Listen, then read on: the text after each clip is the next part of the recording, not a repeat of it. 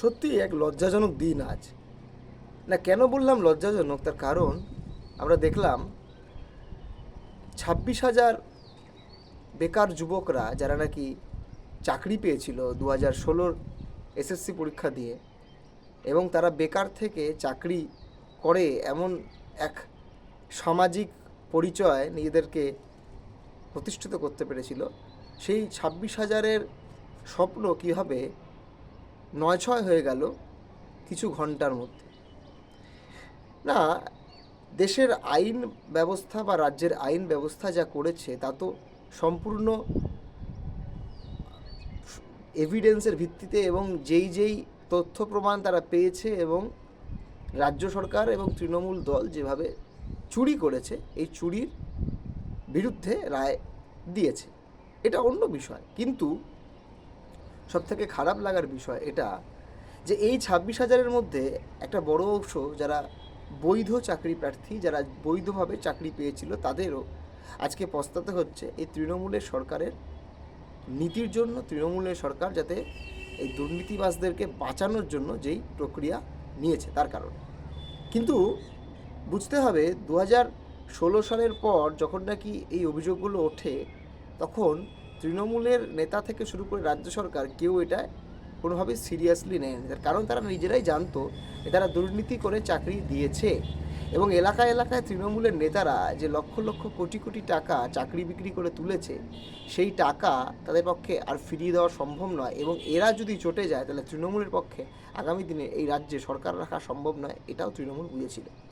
যেই কারণে তৃণমূল 2024 সালে যখন নাকি হাইকোর্ট রায় দিয়ে 6-7 হাজারের মতো লোককে চাকরি থেকে বলা হয় যে এরা অবৈধ, তখন হাইকোর্ট বারবার বলল যে আপনারা এই বৈধ অবৈধর মধ্যে পার্থক্য তৈরি করে যারা বৈধ চাকরি পেয়েছে তাদের ব্যবস্থা করুন। সে ব্যবস্থায় তৃণমূল কান না দিয়ে হাইকোর্টের ডিভিশন বেঞ্চে না গিয়ে একেবারে সরাসরি সুপ্রিম কোর্টে চলে গেল। দেখানোর চেষ্টা করেছিল নির্বাচনের আগে এটা নাকি বাংলার বিরুদ্ধে এক ষড়যন্ত্র, কিন্তু এটা বাংলার বিরুদ্ধে কোনো ষড়যন্ত্র ছিল না। আজকে আপনি তৃণমূলকে কোনো খারাপ কথা বললে, তৃণমূলের দুর্নীতির বিরুদ্ধে কথা বললে, ওরা বলছে বাংলার ষড়যন্ত্র করা হচ্ছে। বাংলা কি ওদের বাবা মার একা সম্পত্তি, ওদের পারিবারিক সম্পত্তি? বাংলা তো আর কালীঘাটের ওই বাড়ি নয় যেখানে বাংলা নিয়ে বললে মানে এর বিরুদ্ধে ও তৃণমূলের বিরুদ্ধে বললেই বাংলার বিরুদ্ধে বলা হয়। আসলে এগুলো এক এক ধরনের ন্যারেটিভ বিল্ডিংয়ের খেলা।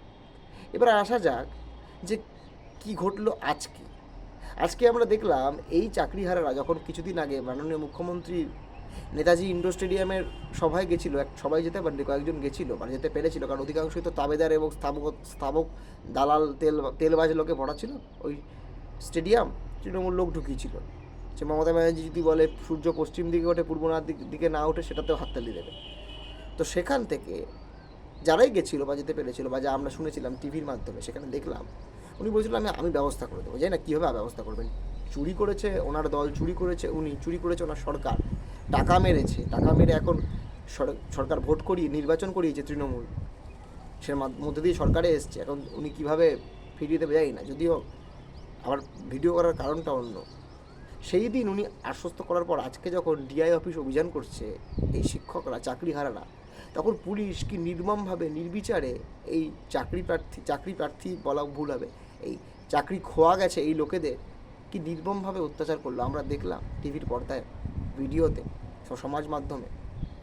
সেই অত্যাচারের পর চারিদিকে যখন এক প্রতিবাদের আবহাওয়া তৈরি হয়েছে, সে সময় দাঁড়িয়ে আমরা দেখছি তৃণমূল ছাত্র পরিষদ এবং তৃণমূলের যুব কৃষক সংগঠন, ওদের আবার তো একটাই পোস্ট, বাকি সব ল্যাম্প পোস্ট, এগুলো সব লোক দেখানো আর কি।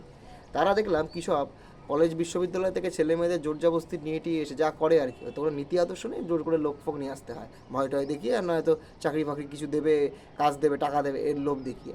এরা দেখলাম সভা করছে কলেজ স্ট্রিটের, মিছিল করছে, এবং অবাক কাণ্ড পশ্চিমবঙ্গের মাটিতে বা ভারতবর্ষের বা পৃথিবীর মাটিতেও তো এরকম প্রথম, যারা চুরি করেছে সেই চোর চিটিংবাজেরা তারা আবার মিছিল করছে যে কেন তাদের চুরি ধরা পড়লো, তাদের চুরি ধরিয়ে দেওয়া হলো।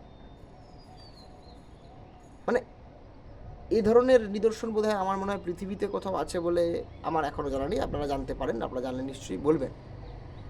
এবং কোথায় তোরা চুরি করেছিস, তোদের পূর্বসূরীরা বা তোদের অভিভাবকরা চুরি করেছে, টাকা মেরেছে তৃণমূলের নেতারা, কোথায় মাথা নিচু করে সরি বলবি যে না আমরা ভুল করেছি, আগামীতে এরকম ভুল হবে না, এবং যে সকল তৃণমূল নেতার সঙ্গে ইনভলভ তারা সবাই জেলে যাবে, এ বলার তো ধক নেইও। এবং তাছাড়া আসলে এটা বললে তো সবার আগে মমতা ব্যানার্জিকে জেলে যেতে হবে, অভিষেক ব্যানার্জিকে জেলে যেতে হবে। আর তোর তো মমতা ব্যানার্জি, অভিষেক বন্দ্যোপাধ্যায়, এদের তোমরা কী বলবো, ফ্যান বয় বা পোস্টার বয়, তো কোনো নীতি আদর্শের ব্যাপার নেই, পুরোটাই তো স্থাবকতা, তেল মারামারি আর দালালি।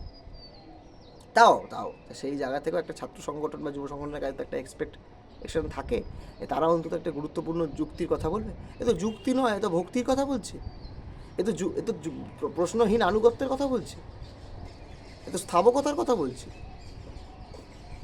আসলে কি করে করবে?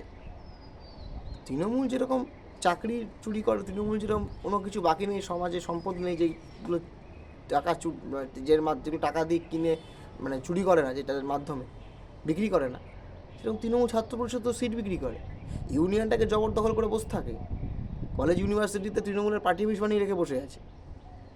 তাই স্বাভাবিক, চোরকেই চেনে, চোরের বংশে চোর জন্মায়। যদিও আমি মনে করি না যে তৃণমূলের সব লোক চোর হতে পারে, কিছু তো ভদ্রলোক আছে, ভালো লোক আছে যারা চুরি দুর্নীতির সঙ্গে যুক্ত না। আমার তাদের উদ্দেশ্যেই বলার যে আপনারা কাদেরকে নির্বাচনে জিতিয়ে 11 সালে ক্ষমতায় এনেছিলেন এবং 11 পর 16, 21 পরপর জেতালেন, এতগুলো নির্বাচনে জেতালেন, কাদেরকে জেতালেন?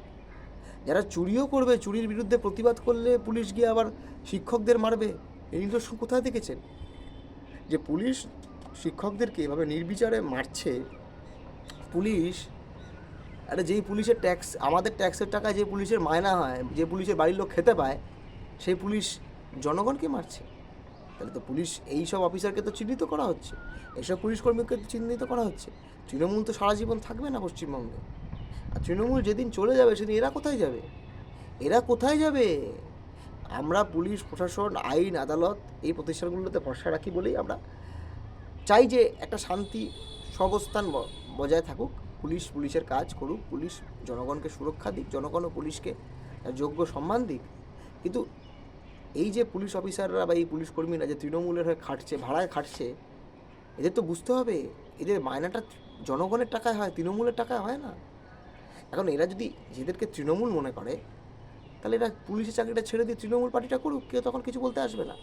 কিন্তু যখন এগুলো করবেন, বুঝতে হবে তখন আপনাদেরকে পুলিশের চোখে দেখে সবাই আইন হাতে তুলে নেয় না, পুলিশকে সম্মান করে বলে বা পুলিশকে একটা প্রতিষ্ঠান হিসেবে দেখে বলে, দেশের সার্বভৌমত্ব, দেশের সংবিধান, দেশের আইন ব্যবস্থাকে দেখে বলে।